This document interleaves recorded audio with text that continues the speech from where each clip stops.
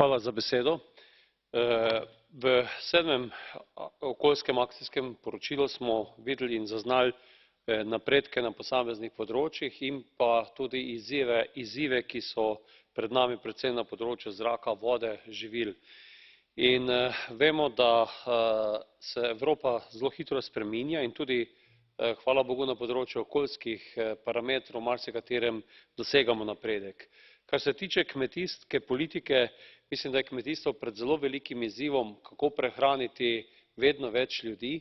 Zato mislim, da je eno od področij, ki ga je treba izpostaviti tudi v bodoči kmetijski politiki, pospešitev preciznega kmetijstva, se pravi to, da bomo zagotovili manjšo rabo vseh pripravkov in pa zagotavljali tudi večjo sledljivost, da bo lažje slediti, kaj se pravzaprav v naravi dogaja.